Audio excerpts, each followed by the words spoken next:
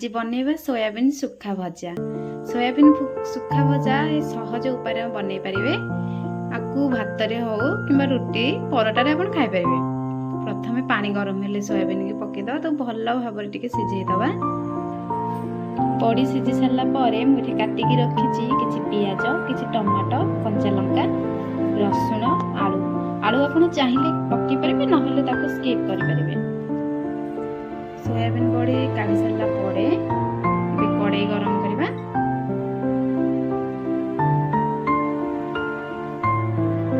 तेल पकईका तेल गरम है आलू जो काटिकी रखी आलू पकई भाजीदबा।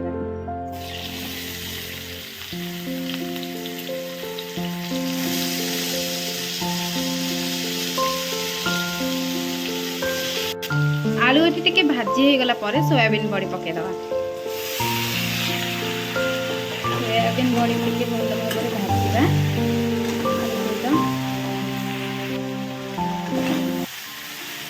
भल भाव भाजिए आपड़ भी जब चाहिए न भाजिकी सेमती करने सेमती भी करें। भाजीदे खाइबा अधिक टेस्ट लगे। सोयाबीन आलू भजा सरला कड़ाई टे तेल नहीं गरम करवा। से पंचफुटन टे पकेवा।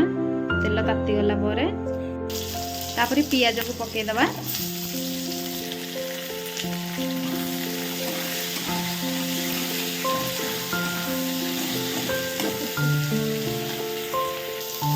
रसुण पकईवा। रसुण को काटी देथिबे सेमती टिके लंबा लंबा करके रखी। टमाटो पकईवा।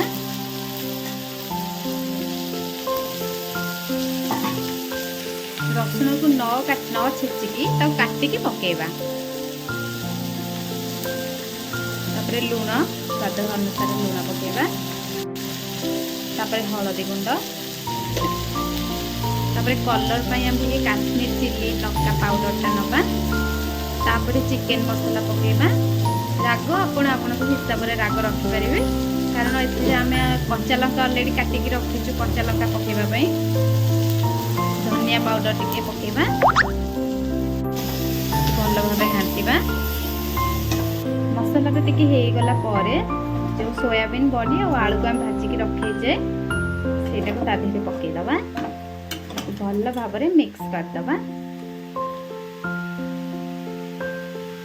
5 मिनट घोड़ेदबा। सोयाबीन बड़ी टिके आम जो कंचा लंका काटिकी रखी पकईदबा। भल भाव मिक्स करदबा। आम सोयाबीन बड़ी बनिकी रेडी। पूरा सभा लास्ट रे आम टिके मैगी मसला पकईदबा। मैगी मसला जो थे पकईबे जो आइटम रे सेटा भल लगे। मैगी मसला पकई काढ़ीदबा। एबे आम सोयाबीन बड़ी बनिकी रेडी। एथरे जदि आउ कौन कौन पड़िबो मते कमेंट माध्यम रे जणैबो। Thank you.